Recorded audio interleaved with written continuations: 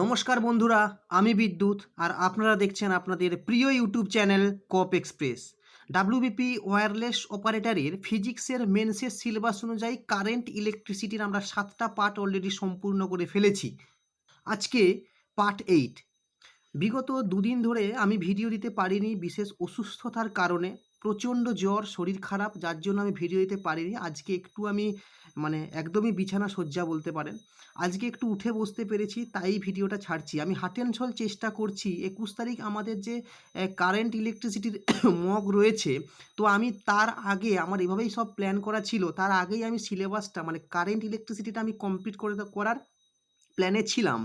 কিন্তু যেহেতু শরীর খুব খারাপ, আমি বিগত দুদিন ভিডিও দিতে পারিনি। তো আজ আমি ভিডিও দিচ্ছি, কিন্তু শরীর যদি ঠিকঠাক থাকে আমি কন্টিনিউ করে আমি কারেন্ট ইলেকট্রিসিটি চ্যাপ্টারটা কিন্তু কমপ্লিট করে দেবো 21 তারিখের আগে। ঠিক আছে?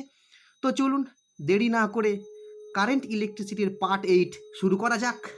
দেখুন,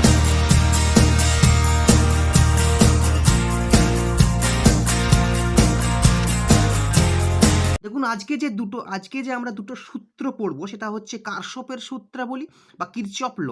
ঠিক আছে? এই দুটো সূত্রের আমাদের কাজ কি? ঠিক আছে?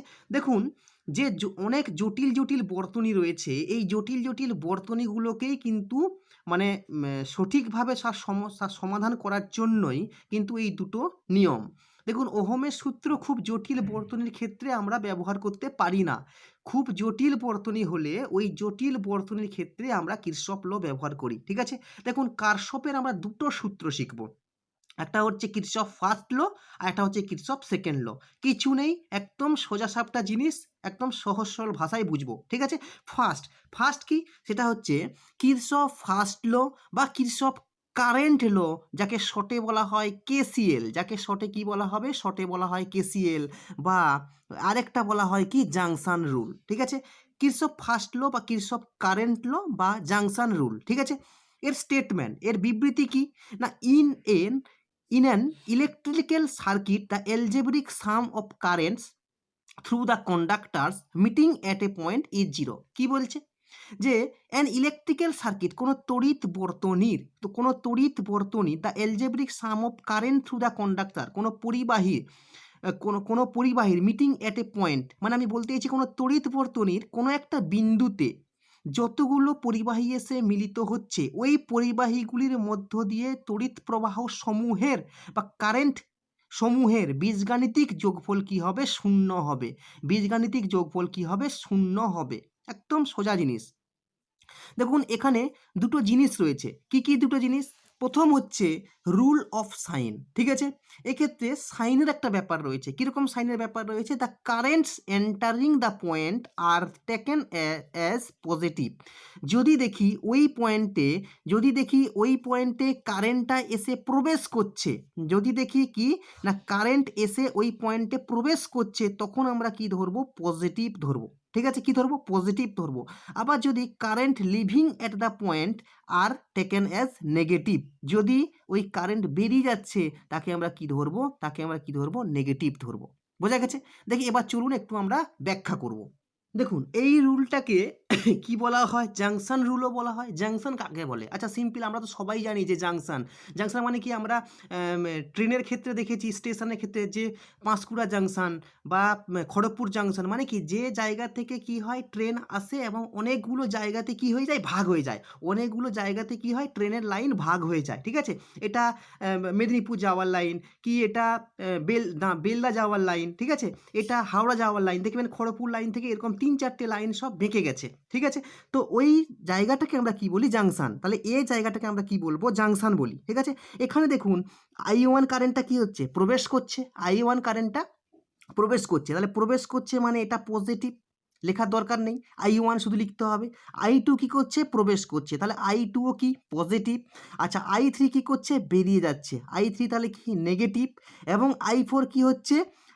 I4, আচ্ছা, I4 এটা প্রবেশ করছে করা আছে, এটা যদি আমি বেরিয়ে যাচ্ছে করি, তাহলে মাইনাস I4 ইকুয়াল টু কী হবে? 0 হবে।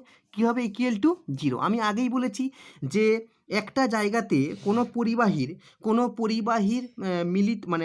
কোনো বর্তনীর যে কোনো একটা বিন্দুতে যদি পরিবাহীগুলির মধ্য দিয়ে তড়িৎ প্রবাহের যোগফল কি হবে, তড়িৎ প্রবাহের বীজগাণিতিক যোগফল কি হবে, 0 হবে। এখানে তড়িৎ প্রবাহগুলির চিহ্নের একটা ব্যাপার আছে। তাহলে তড়িৎ প্রবাহ যদি প্রবেশ করে সেক্ষেত্রে পজিটিভ হবে, এবং তড়িৎ প্রবাহ যদি বাইরে বেরিয়ে যায় সেক্ষেত্রে হবে নেগেটিভ। ঠিক আছে, দেখুন এখান থেকে কি আমি লিখতে পারি I1 plus I2 equal to I3 plus I4, তাই তো?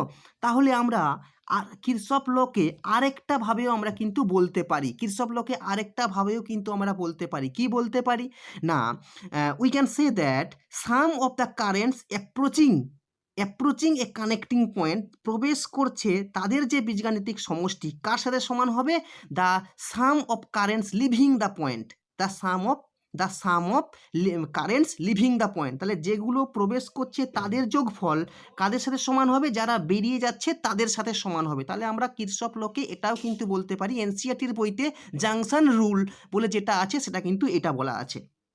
বোঝা গেছে? তাহলে এইভাবেও বলতে পারি আমরা কিরশফ লকে, আর যেভাবে আমি বললাম ওভাবেও কিন্তু কিরশফ লকে বলা যায়, জিনিস কিন্তু একটাই। ঠিক আছে, বোঝা গেছে? তার মানে আমি কি বলছি যে কোন তড়িৎ বর্তনীর কোনো বিন্দুতে, বর্তনীর কোনো সংযোগ বিন্দুতে আগত তড়িৎ প্রবাহ, তাহলে আগত তড়িৎ প্রবাহ I1 প্লাস I2 এগুলো হচ্ছে এসেছে, আর আগত তড়িৎ প্রবাহের যোগফল সমান নির্গত তড়িৎ প্রবাহের যোগফল। বোঝা গেছে? যদি আমি ধরে নিই যে টি সময় ধরে প্রবাহ চালু হয়েছে, তাহলে এখানে যদি আমরা টি গুণ করে দিই I1t plus I2t equal to I3t plus I4t, ঠিক আছে? তাহলে I1t মানে কি, এখানে আমরা Q1 বলতে পারি, তাই তো? আর এটাকে আধান, প্রবাহ ইন্টু সময়, তড়িৎ প্রবাহ ইন্টু সময় কি আধান, তাহলে এটাকে আমরা বলতে পারি Q2, এটাকে আমরা বলতে পারি Q3, এটাকে আমরা বলতে পারি কি Q4, তাই তো? তার মানে এখানে আমরা কি বুঝতে পারছি, এখান থেকে আমরা কি বুঝতে পারছি, এখান থেকে খুব ইম্পর্টেন্ট একটা জিনিস, সেটা কিরশফ ফার্স্ট ল থেকে আমরা বুঝতে পারি যে সংযোগ বিন্দুতে আগত তড়িতাধান এবং নির্গত তড়িতাধান হচ্ছে দুটোই কি সমান। তার মানে Kirchhoff first law conservation of electric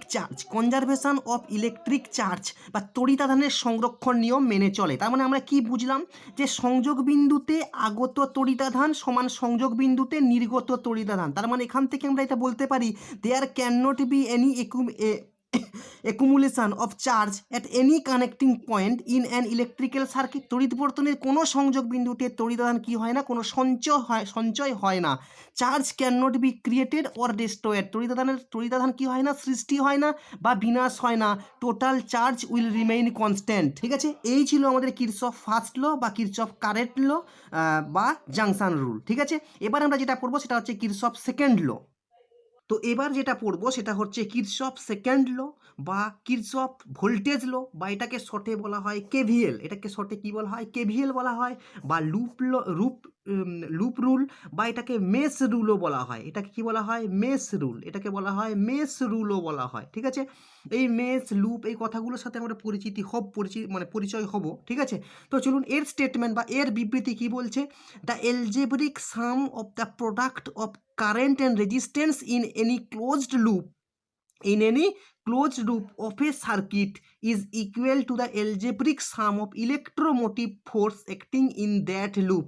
কি বলছে, প্রথমটা বলছে অফ এ সার্কিট, কোনো তড়িৎ বর্তনীর ইন অ্যান্ড ক্লোজ লুপ, কোনো বদ্ধ লুপের ক্ষেত্রে কার সাথে কারেন্ট অ্যান্ড রেজিস্ট্যান্স মানে তড়িৎ প্রবাহ এবং রোধের গুণফল product of the current and resistance গুণফলগুলির বীজগাণিতিক সাম মানে বীজগাণিতিক সমষ্টি যদি সমান হয় কার সাথে না, ওই লুপের ইলেকট্রোমোটিভ ফোর্স বা তড়িৎচালক বলগুলির বীজগাণিতিক সমষ্টির সাথে সমান হবে। বোঝা গেল? আমি এটা দেখাবো ছবি এঁকে।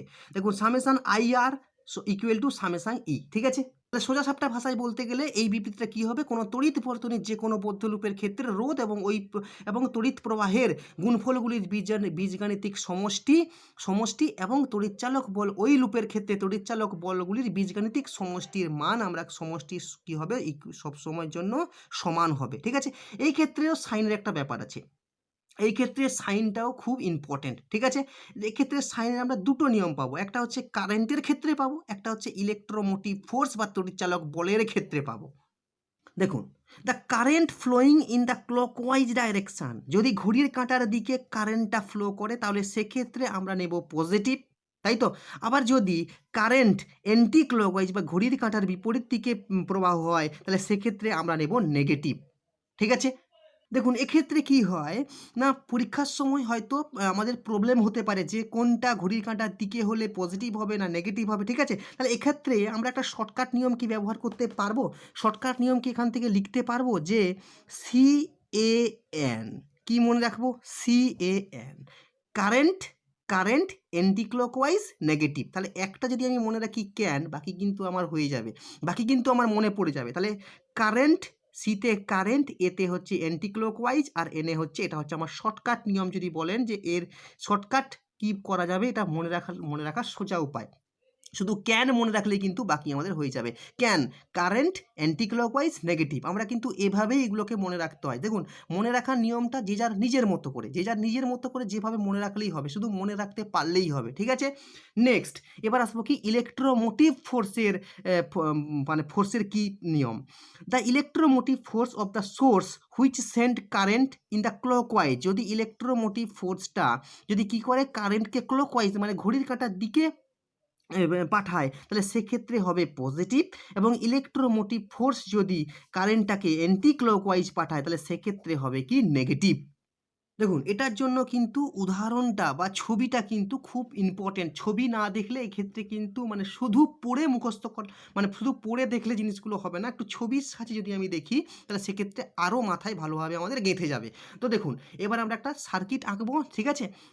দেখুন আমি পাশেই লিখব কিন্তু দেখুন, এটা যদি আমাদের ই হয়, ঠিক আছে? এটা যদি আমাদের ই হয়, এটাকে যদি আমি ই লিখি তাহলে এই ইটা কারেন্ট পাঠাচ্ছে, আমরা পজিটিভ দিক, এটা হচ্ছে পজিটিভ দিক, এটা হচ্ছে নেগেটিভ দিক, এখান থেকে কি যাবে যাবে আই কারেন্ট, তাই তো? আই কারেন্ট যাচ্ছে, দিয়ে কারেন্টটা কি হচ্ছে দুভাগে ভাগ হয়ে যাচ্ছে, কারেন্টটা দুভাগে ভাগ হয়ে যাচ্ছে, একটা হচ্ছে I1 একটা হচ্ছে I2, এর মধ্যে একটা রেজিস্ট্যান্স হচ্ছে কি R1, এর মধ্যে রেজিস্ট্যান্স হচ্ছে R2, এবং এই ইলেকট্রোমোটিভ ফোর্সটাকে আমরা বলছি E1 এবং এটাকে বলছি E2। আবার কারেন্ট দুটো এদিকে এসে I1 এদিকে I2 মিলিত হয়ে আবার কি I কারেন্ট হবে, ঠিক আছে? আবার এখানেও কি হবে I কারেন্ট হয়ে আসবে। দেখুন এখানে প্রথম যেটা বুঝতে হবে সেটা হচ্ছে আমি কি বলেছিলাম যে এখানেই আমরা বিবৃতিতেই বলা ছিল যে কারেন্ট এবং রেজিস্ট্যান্স, তাহলে প্রথমের ক্ষেত্রে কারেন্ট কি I1, তাহলে I1 কোন দিকে যাচ্ছে? দেখুন কারেন্টের নিয়মে কি বলেছিলাম, ফার্স্ট যে শর্টকাট নিয়মটা বলেছিলাম ক্যান মনে রাখলেই হবে অ্যান্টি ক্লকওয়াইজ। দেখুন তো এটা যদি আমাদের এই I2টা কি হচ্ছে এইভাবে হচ্ছে, আর এই মানে I1টা কি হচ্ছে এইভাবে হচ্ছে, তাহলে I2টা অ্যান্টি ক্লকওয়াইজ দিচ্ছে, তাই তো? তাহলে I1 এক্ষেত্রে I1 কি হচ্ছে ক্লকওয়াইজ হচ্ছে, তাহলে I1 ক্লকওয়াইজ হচ্ছে মানে I1 পজিটিভ, তাহলে I1 পজিটিভ, তাহলে সেক্ষেত্রে আবার R1 রেজিস্ট্যান্স, কিন্তু I2টা কি হচ্ছে আমার ঘড়ির কাঁটার বিপরীত দিকে দিচ্ছে প্রবাহটা, এদিকে আসছে, তার মানে ঘড়ির কাঁটার বিপরীত দিকে প্রবাহ দিচ্ছে, তার মানে কি এটা ঋণাত্মক, তার মানে I2 R2, ঠিক আছে, ইকুয়াল টু, এবার আসবো আমার ইলেকট্রোমোটিভ ফোর্স। দেখুন আমি যদি মনে করি যে এগুলো কিছু নেই, তাহলে এইটা যদি আমার শুধুমাত্র ইলেকট্রোমোটিভ ফোর্স যদি এটাতে হয় তার মানে এটাতে কারেন্ট কোন দিকে আসবে, কারেন্ট কোন দিকে পাঠাবে, এই পজিটিভ থেকে, এটা যদি পজিটিভ হয় এটা নেগেটিভ হয় তাহলে এই পজিটিভ দিক থেকে নেগেটিভ দিকে আসবে, তার মানে কোন দিকে আসবে, এই দিকে আসবে, আর এটার ক্ষেত্রে কোন দিকে যাবে, এই দিকে যাবে। তাহলে এটার ক্ষেত্রে যদি এদিকে আসে তাহলে এটা হচ্ছে আমার E1টা কি হচ্ছে ঘড়ির কাঁটার বিপরীত দিকে হচ্ছে, ঘড়ির কাঁটার বিপরীত দিকে হচ্ছে, তার মানে নেগেটিভ হচ্ছে, E1টা কি হচ্ছে নেগেটিভ হচ্ছে, এবং আমি একটু এই সাইডে লিখছি কেন, অন্য পাতায় লিখলে ছবির সাথে জিনিসটা বোঝা যাবে না, ঠিক আছে? সেজন্য আমি এই পাতা লিখছি। আর E2টা কি, E2টা হচ্ছে অ্যান্টি ক্লকওয়াইজ, সরি E1টা হচ্ছে অ্যান্টি ক্লকওয়াইজ, আর E2টা হচ্ছে কি ক্লকওয়াইজ, E2টা ক্লকওয়াইজ হচ্ছে মানে E2টা পজিটিভ হবে, E2টা কি হবে পজিটিভ হবে, ঠিক আছে? তাহলে আমি যদি এবার এই যদি আমরা এ পয়েন্টে কেসিএল ইউজ করি, যে এ পয়েন্ট থেকে এই আই কারেন্ট ঢুকছে, আই কারেন্ট প্রবেশ করছে, I1 কারেন্ট বেরিয়ে যাচ্ছে, I2 কারেন্ট বেরিয়ে যাচ্ছে, সিম্পল যে কারেন্টটা ঢুকছে সেটা কার সাথে সমান হবে, যারা বেরিয়ে যাচ্ছে তাদের সাথে সমান হবে। ঠিক আছে, যারা ঢুকছে তাহলে এখান থেকে যে কোনো একটার মান I1 এর মান বের করতে চাইলে I1 এর সমান বের করতে চাইলে I মাইনাস I2 করতে পারি, I2 এর মান বের করতে চাইলে I2 সমান I minus I1 equal to I2, এটাও আমাদের কিন্তু করা যেতে পারে। ঠিক আছে, তাহলে আমরা I1 এর জায়গাতে কি করব, I2 এর জায়গাতে আমরা কি করব, I মাইনাস I1 বসিয়ে দেব। দেখুন কিছুই করিনি, শুধু I2 এর জায়গাতে সরি শুধু I2 এর জায়গাতে আমি বসিয়ে দিয়েছি I মাইনাস I1 দিয়ে ক্যালকুলেশন করে আমরা I1 এর মান বের করেছি, I1 এর মান বের করেছি। বোঝা গেছে? কি বের করলাম এখান থেকে? I1 এর মান বের করলাম। যদি আমরা এখান থেকে এই সমীকরণের ডান পক্ষের রাশিগুলির মান আমাদের জানা থাকে তাহলে আমরা কার মান বের করতে পারবো? I1 এর মান বের করতে পারবো এবং I1 এর মান বের করতে পারবো এবং আমরা I1 এর মান যদি আমরা জানতে পেরে যাই তাহলে সেক্ষেত্রে আমাদের আবার I2 এর মানও আমরা কিন্তু বের করতে পারবো। বোঝা গেছে? এবার যেটা পড়বো সেটা হচ্ছে আমাদের মেশ অ্যানালাইসিস এবং কনজারভেশন অফ এনার্জি। দেখুন আমরা প্রথমে লুপ জিনিসটা জানলাম। লুপ হচ্ছে কি?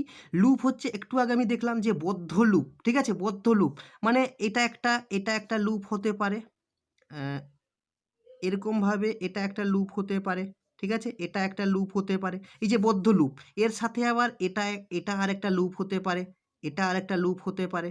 ঠিক আছে, এটা আর একটা লুপ হতে পারে। ঠিক আছে, এগুলোকে কি বলা হয়? বদ্ধ লুপ। বোঝা গেছে? এগুলোকে কি বলা হয়? বদ্ধ লুপ। এবার মেশ অ্যানালিসিস, এটাকে আবার মেশ রুলও বলা হয়। কেন মেশ রুল বলা হয়? না পাশাপাশি উপর নিচ এরকমভাবে এটা পাশাপাশি। এবার যদি আমি উপর নিচ করি, উপর নিচের ক্ষেত্রেও আমি করতে পারবো, উপর নিচের ক্ষেত্রেও আমি করতে পারবো। কি বলছি বোঝা যাচ্ছে? এবার আমি উপর নিচের ক্ষেত্রেও কিন্তু এরকম করতে পারবো। এরকম অনেকগুলো আমরা কি করব, লুপ তৈরি করতে পারি এবং যেটাকে দেখতে অনেকটা কি হবে, কমপ্লেক্স সার্কিট হবে। কমপ্লেক্স সার্কিট, জটিল বর্তনী হবে। কমপ্লেক্স সার্কিট বা মানে কমপ্লিকেটেড সার্কিট, জটিল বর্তনী হবে এবং এই জটিল বর্তনীগুলি অনেকটা কিসের মতো হবে? অনেকটা জালের মতো দেখতে হবে, অনেকটা জালের মতো দেখতে হবে। ঠিক আছে, এবার এটাকে আমরা কিরশফ সেকেন্ড রুল দিয়ে এটাকে আমরা কি করি, এই লুপগুলোর মান আমরা আস্তে আস্তে নির্ণয় করি। ঠিক আছে, খুব সহজেই আমরা নির্ণয় করতে পারবো। এটা আমি প্র্যাকটিস সেটে, টোটাল একটা প্র্যাকটিস সেট আমি এর জন্যই আনবো, মানে এই যে সার্কিট যত কমপ্লিকেটেড সার্কিট হোক ওই সার্কিটগুলোকে কিভাবে সলভ করতে হয়, ওই সলভ একটা প্রসেসে আমি একটা ক্লাস আমি আনবো। ঠিক আছে, তো এবার আমি মেশ অ্যানালিসিস কাকে বলে বোঝা গেছে। পাশাপাশি ও উপর নিচে অনেকগুলো লুপ দিয়ে তৈরি কোনো জটিল বর্তনীকে দেখতে অনেকটা কিসের মতো হবে? জালের মতো। কারশফের দ্বিতীয় সূত্র প্রয়োগ করে এই লুপগুলোর বিশ্লেষণকে বলা হয় জালিকা বিশ্লেষণ বা মেশ অ্যানালাইসিস। বোঝা গেছে? আচ্ছা, এবার সিম্পল জিনিস শিখবো, সেটা হচ্ছে কনজারভেশন অফ এনার্জি। আগেরটা আমরা কি শিখলাম? আগেরটা আমরা শিখেছি কনজারভেশন অফ ইলেকট্রিক চার্জ, মানে কিরশফ ফার্স্ট ল কার সাথে সম্পর্কযুক্ত? তড়িতাধানের সংরক্ষণ বা conservation of electric charge. But এটা কি? এটা হচ্ছে কনজারভেশন অফ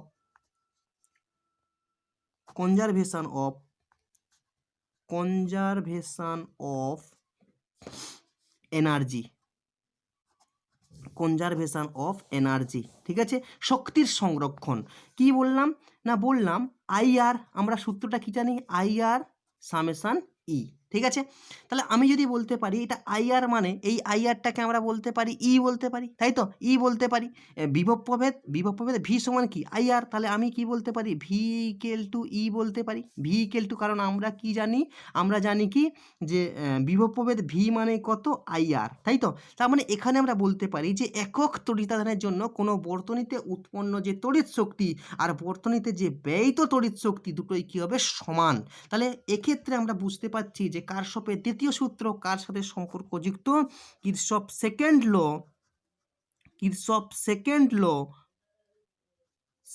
ল কার সাথে সম্পর্কযুক্ত?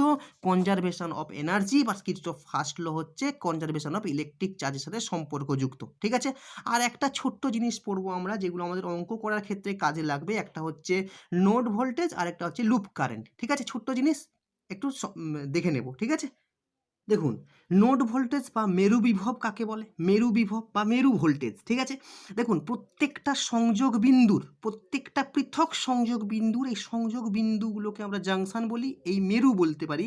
এই মেরুর এক একটি করে বিভব ঠিক আছে, অর্থাৎ ভোল্টেজ ধরে নিই তাহলে একেই বলা হচ্ছে মেরু ভোল্টেজ। ঠিক আছে, দেখুন যদি এটা একটা পরিবাহী হয়, এই পরিবাহীর মধ্যে যদি কোনো রেজিস্ট্যান্স না থাকে, যদি এই পরিবাহীর মধ্যে এই দুটো বিন্দুর মধ্যে যদি রেজিস্ট্যান্স না থাকে, তাহলে এর প্রত্যেকটা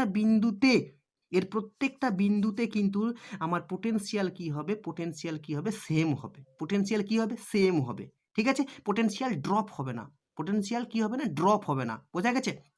আচ্ছা, আমি যদি বলি যে এর মধ্যে একটা রেজিস্ট্যান্স আমরা দিচ্ছি, এবার এখানে যদি আমি একটা রেজিস্ট্যান্স দিয়ে দিই, এর মধ্যে যদি আমি একটা রেজিস্ট্যান্স দিয়ে দিই, আমরা ওহমের সূত্রতে শিখেছিলাম, এটা যদি এ বিন্দু হয়, এটা যদি বি বিন্দু হয়, এ বিন্দু থেকে যদি বি বিন্দুতে তড়িৎ যায়, তাহলে সেক্ষেত্রে আমাদের বিভবের পার্থক্য হয়েছিল ভিবি, ঠিক কি না? তার মানে কি পোটেনশিয়াল কি হচ্ছে, ড্রপ হচ্ছে। তাহলে প্রথম পয়েন্ট আমাদের মনে রাখতে হবে, there is no resistance between in two point of the potential of the two point are equal. যদি কোনো রেজিস্ট্যান্স না থাকে তাহলে সেক্ষেত্রে কী হবে, কোনো পরিবাহীর মধ্যে, কোনো কন্ডাক্টরের মধ্যে, তাহলে সেক্ষেত্রে কী হবে, পোটেনশিয়ালটা কী হবে, সবার ক্ষেত্রে সমান হবে। কিন্তু দেখুন, এটা যদি একটা পরিবাহী হয়, আমি যদি মনে করি এটা হচ্ছে এটা যদি 10 ভোল্ট হয়, এটা যদি কত ভোল্ট হয়, এটা যদি 10 ভোল্ট হয়, তাহলে এটাকে যদি আমি ভি ধরি, তাহলে এটা হচ্ছে আমার V-10, এটা হচ্ছে সি বিন্দু, এটা এ বিন্দু, এটা বি বিন্দু, এটা সি বিন্দুর বিভবকে কিন্তু আমাকে কি ধরতে হবে, একটাকে মনে রাখতে হবে যে যখন আমরা প্রবাহ গণনা করছি তখন দুটি বিন্দুর বিভব প্রভেদই কিন্তু আমাদের প্রাসঙ্গিক। ঠিক আছে, আমাদের যে কোনো একটা বিন্দুকে আমাদের শূন্য ধরতে হবে, আমরা সি বিন্দুকে কি ধরছি, শূন্য ধরছি, বোঝা গেছে? এখান থেকে আমাদের বুঝতে হবে যে কোনো তড়িৎ উৎসের তড়িচালক বল, এর তড়িচালক বল কত, 10, তাই তো? তাহলে এই ধনাত্মক প্রান্তের যা তড়িৎ বিভব, ঋণাত্মক প্রান্তের তড়িৎ বিভব এর ঠিক ততটাই কম। ঠিক আছে, বিভব ঠিক ততটাই কম। এর তড়িৎচালক বল কত, 10 ভোল্ট। ঠিক আছে, আবার বলছি দেখুন, এই তড়িৎ উৎসের তড়িৎচালক বল কত, ইএমএফ কত, 10 ভোল্ট, তাই তো? তাহলে ধনাত্মক প্রান্তের তড়িৎ বিভব যা হবে, এই ঋণাত্মক প্রান্তের তড়িৎ বিভব কি হবে, এই তড়িৎচালক বলের ঠিক ততটাই কম। ঠিক আছে, দেখুন ভি যদি আমরা ধরি তাহলে কত কম হবে, 10 ভোল্ট কম হবে, তাহলে V-10 কত হবে, V-10। তাহলে এ বিন্দুর বিভব কত, এ বিন্দুর বিভব হচ্ছে ভি, তাই তো? আচ্ছা, বি বিন্দুর বিভব কত, বি বিন্দুর বিভব হচ্ছে V-10। ঠিক আছে, V-10, এটা ভোল্ট লিখতে পারেন, এটা ভি ভোল্ট, এটাও ভোল্ট। ঠিক আছে, এটাও ভোল্ট। আচ্ছা, সি বিন্দুর বিভব কত, সি বিন্দুর বিভব হচ্ছে 0, সি বিন্দুর বিভব কত, 0। তাহলে আমাকে যদি বলা হয় যে এই বিসি অভিমুখে আমার প্রবাহ কত, কারেন্ট কত যাবে, তাহলে I ইকুয়াল টু কী হবে, ভিবি মাইনাস ভিসি, বাই কী হবে, ভি বাই আর। তাহলে এখানে এটাকে আমরা 10 ওহম ধরে নিচ্ছি, এটাকে আমরা কি করছি, 10 ওহম ধরে নিচ্ছি। ঠিক আছে, তাহলে এইটা ভিবি কত আমার, V-10 আর সি হচ্ছে -0 বাই কত, 10, তাই তো?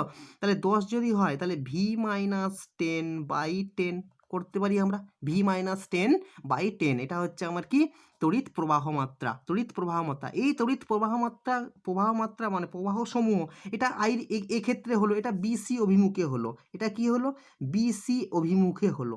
ঠিক আছে, এটা কি হলো, বিসি অভিমুখে, কারেন্ট থ্রু বিসি। ঠিক আছে, এটা এবির ক্ষেত্রে হতে পারে, তাহলে সেক্ষেত্রে তড়িৎ প্রবাহ সমূহ নির্ণয়ের পরে বিভিন্ন সংযোগ বিন্দুতে এবার কারশফের প্রথম সূত্রকে প্রয়োগ করতে হবে। কি করতে হবে, কারশফের প্রথম সূত্রকে প্রয়োগ করতে হবে। ঠিক আছে, এবার যেটা পড়বো সেটা হচ্ছে আমাদের লুপ প্রবাহ বা লুপ কারেন্ট। দেখুন, আগের মানে এটার ক্ষেত্রে লুপ কারেন্ট আমরা কখন বলবো, দেখুন লুপের মধ্যে এটা হচ্ছে একটা লুপ, ঠিক আছে, এটা হচ্ছে একটা কি, লুপ। এই লুপ প্রবাহ একটা সুনির্দিষ্ট দিক নির্দেশ করবে এবং এই সুনির্দিষ্ট দিককে কি করতে হয়, দিক নির্দেশ করে লুপ প্রবাহকে দেখাতে হয়। আচ্ছা, এই লুপটার নাম কি দেব, এই লুপটার নাম দেব ABCD, ABCD। ঠিক আছে, এটা হচ্ছে একটা বদ্ধ লুপ। ঠিক আছে, এই বদ্ধ লুপের কারেন্ট কোন দিক থেকে কোন দিকে যাচ্ছে, পজিটিভ থেকে নেগেটিভের দিকে যায়, তাহলে এই দিক থেকে এই দিক, তার মানে আমি দেখাতে পারি কারেন্টটা কি, কারেন্ট এখানে I1, তাহলে I1টা কোন দিক থেকে কোন দিক, পজিটিভ থেকে নেগেটিভ। কারেন্ট কোনটা থেকে পজিটিভ থেকে নেগেটিভ, তাই তো? ক্লকওয়াইজ, পজিটিভ থেকে নেগেটিভ ক্লকওয়াইজ, ঠিক আছে? আচ্ছা, তাহলে এটা কি হয়েছে? ক্লকওয়াইজ। আচ্ছা, পরের ক্ষেত্রে দেখুন, পরের লুপের ক্ষেত্রে কিন্তু আর আমার এখানে কোনো ইএমএফ নেই বা ব্যাটারি নেই, তাই তো? তাহলে কি হবে? এটা যেভাবে করেছেন ঠিক একই রকমভাবে এক্ষেত্রেও কিন্তু এটাও হবে আমার I2, ঠিক আছে? এবার মনে হতে পারে পরেরটার ক্ষেত্রে বোধহয় আলাদা হবে। যদি আমি পরের ক্ষেত্রে আরও একটা লুপ অঙ্কন করি, তাহলে সেক্ষেত্রেও কিন্তু আমার I3টা কিন্তু এভাবেই হবে, ঠিক আছে? ব্যাটারি না থাকা পর্যন্ত যতক্ষণ পর্যন্ত যতগুলো করতে পারবো আমরা একই ডাইরেকশন মেনে চলবে। আচ্ছা, এরপরে কি হবে? প্রতিটা লুপের জন্য একটা করে ইকুয়েশন পাবো। এই লুপের জন্য একটা ইকুয়েশন পাবো, এই লুপের জন্য একটা ইকুয়েশন পাবো, এই লুপের জন্য একটা ইকুয়েশন পাবো। যদিও আমাদের এই রেজিস্ট্যান্সগুলো ধরা থাকে R1, এটা R2, এটা R3, এটা R4, এটা R5, এটা R6, এটা R7, ঠিক আছে? রেজিস্ট্যান্সগুলো প্রতিটা আলাদা। আমরা কি শিখেছি? আমরা কেভিএল এ তো পড়েছি। কেভিএল এ কি পড়েছি আমরা? কিরশফ সেকেন্ড ল বা কিরশফ ভোল্টেজ লতে কি শিখেছি? তড়িৎ বর্তনীর যে কোনো বদ্ধ লুপের ক্ষেত্রে তার রোধ এবং তড়িৎ প্রবাহগুলির গুণফলের বীজগাণিতিক সমষ্টি তড়িৎচালক। ওই লুপের ক্ষেত্রে যদি আমি এই লুপ বলি, তাহলে এই লুপের ক্ষেত্রে যদি এই লুপ বলি, এই লুপের ক্ষেত্রে যদি এই লুপ বলি, এই লুপের ক্ষেত্রে তাহলে কি হবে? তাহলে বীজগাণিতিক সমষ্টি কি হবে? সমান হবে। তাহলে এই 3টে লুপের ক্ষেত্রে 3টা সমীকরণ পাবো। বোঝা গেছে? তাহলে এরকম কোশ্চেনও আমরা কিন্তু প্র্যাকটিস সেটে করব। ঠিক আছে? তো আজকের ভিডিও এ পর্যন্তই। দেখুন, এগুলো আরও বেশি ক্লিয়ার হবে যখন আমরা এর অঙ্ক করব। দেখুন, খুব বড় বড় জটিল নিউমেরিক্যাল কিন্তু আমাদের দেবে না, কিন্তু একটা সার্কিটকে কিন্তু একটা মানে এই যে আমরা কেভিএল কেসিএল শিখলাম কেন? নিশ্চয়ই সিলেবাসে দিয়েছে, মানে এক দুটো কোশ্চেন কিন্তু আমাদের দিলেও দিতে পারে, ঠিক আছে? সেই জন্য আমরা কিছু কোশ্চেন আমরা প্র্যাকটিস করে রাখবো, ঠিক আছে? যাতে করে আমাদের কনসেপ্ট আরও ক্লিয়ার হয়। বড় বড় কোশ্চেন যত আমরা করব তত বেশি বড় বড় কোশ্চেন শুধু পরীক্ষায় আসার জন্য নয়, আমাদের কনসেপ্টকে আরও ভালো ক্লিয়ার করার জন্য কিন্তু বড় বড় কোশ্চেন করতে হয়। তো ভিডিও আজকে এই পর্যন্তই। দেখা হচ্ছে পরের ভিডিওতে আমরা পোটেনশিওমিটার, হুইস্টন ব্রিজ, যতগুলো পারা যায়, 3টে জিনিস আছে তো, হুইস্টন ব্রিজ, পোটেনশিওমিটার এবং মিটার ব্রিজ। আমরা ভাবছি একটা ভিডিওতে দুটো নিয়ে আসবো, আর একটা ভিডিওতে একটা আলাদা করব, ঠিক আছে? তো দেখা যাক একটা ভিডিওতে দুটো আনতে পারি কি না, ঠিক আছে? তো যদি ভিডিওটা ভালো লেগে থাকে তাহলে অবশ্যই চ্যানেলটাকে সাবস্ক্রাইব করবেন এবং পাশে থাকা বেল আইকনটি প্রেস করে দেবেন যাতে সমস্ত নোটিফিকেশান পেয়ে যান। আর ভালো লাগলে অবশ্যই ভিডিওটি একটি লাইক করবেন। আর এই সময়ে প্রত্যেকেই কিন্তু শরীর সম্পর্কে সচেতন হন। সুস্থ থাকুন, ভালো থাকুন। দেখা হচ্ছে পরের ভিডিওতে। জয় হিন্দ।